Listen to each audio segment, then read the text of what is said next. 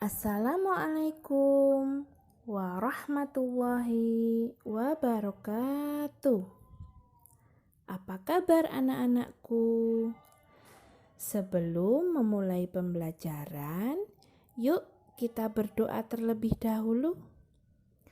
Bismillahirrahmanirrahim. Alhamdulillahi Rabbil alamin. Ar-Rahmanir-Rahim. Maliki yaumiddin. Iyyaka na'budu wa iyyaka nasta'in. Ihdinas siratal mustaqim. Siratal ladzina an'amta alaihim ghairil maghdubi alaihim waladdallin. Amin. Rabbi zidni ilma warzuqni fahma. Amin. Sholat sunnah rawatib. Tujuan dari pembelajaran sholat sunnah rawatib yang pertama, setelah mengikuti pembelajaran materi sholat sunnah rawatib, peserta didik dapat mendefinisikan sholat sunnah rawatib.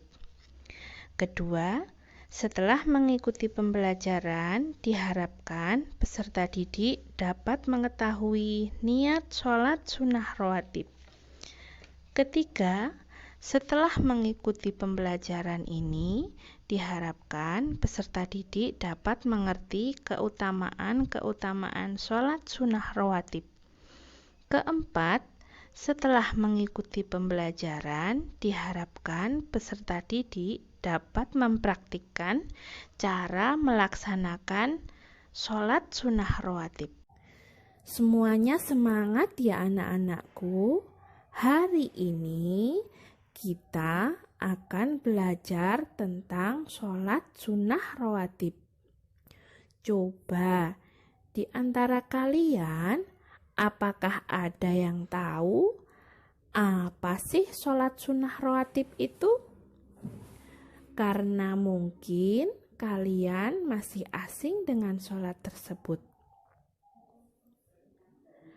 Pernahkah kalian pergi ke masjid, kemudian melihat orang yang sholat, padahal imam belum memulai sholat? Nah, itu yang dinamakan sholat sunnah rawatib qobliyah. Apa sih sholat sunnah rawatib? Kita cari tahu yuk.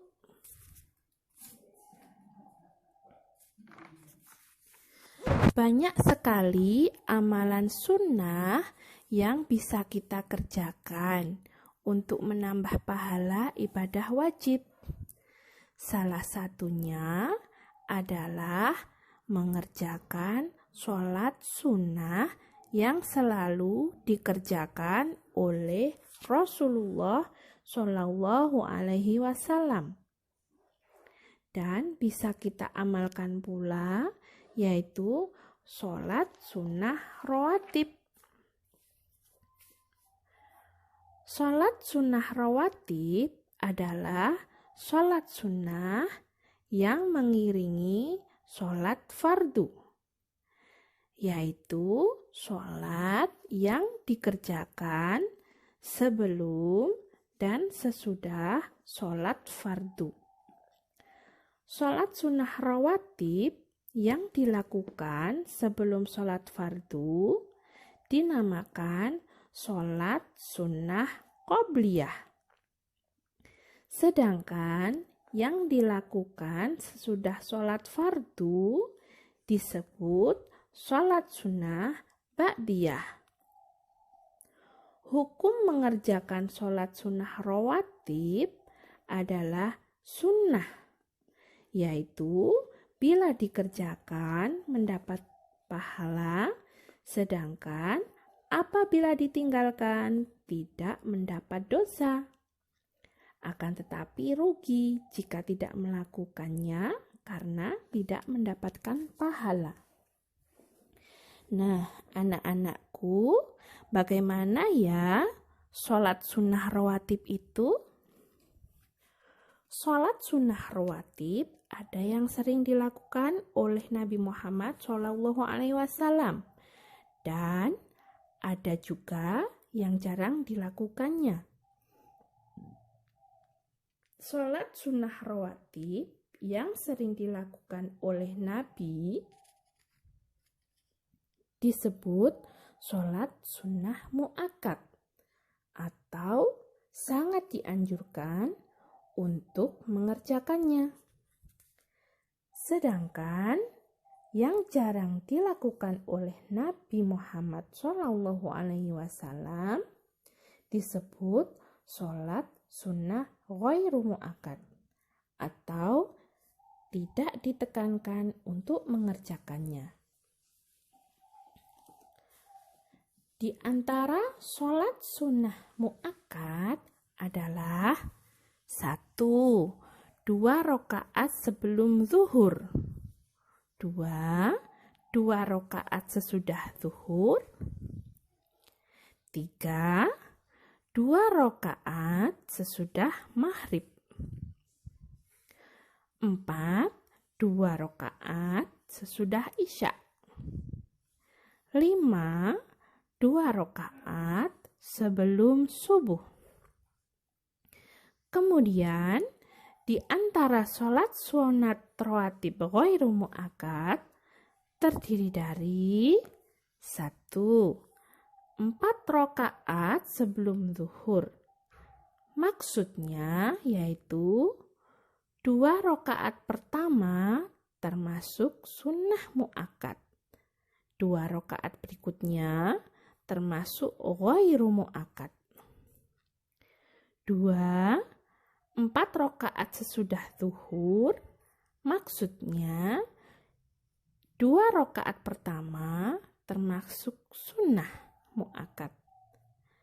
2 rakaat berikutnya termasuk ghairu mu'akkad.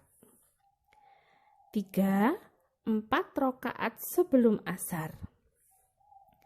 4 2 rakaat sebelum maghrib.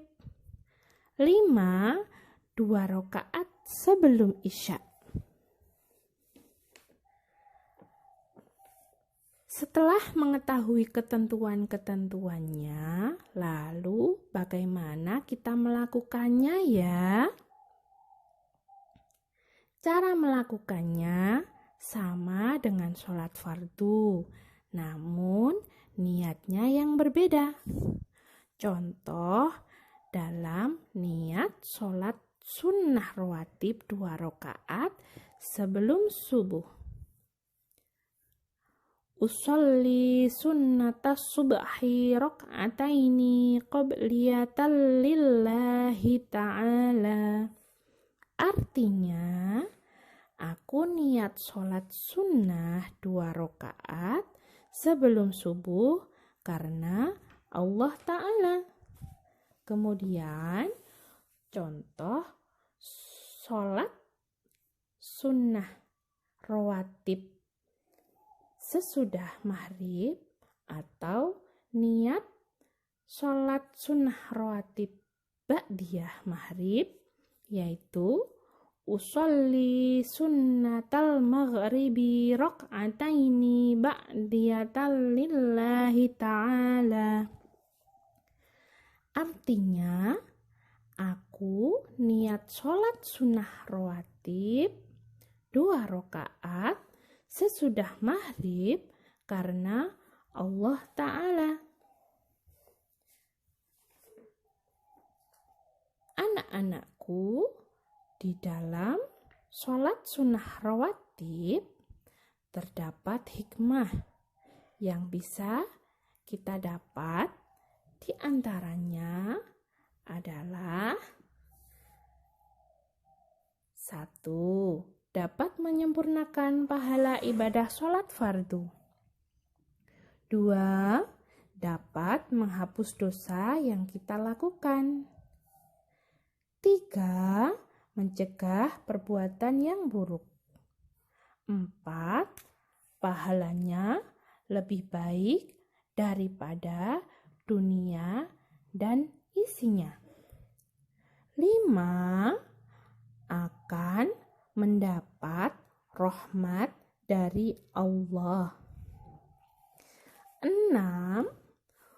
Bagi yang rutin mengerjakan sholat sunnah rawatib 12 rakaat dalam satu hari, akan dibangunkan rumah di surga oleh Allah.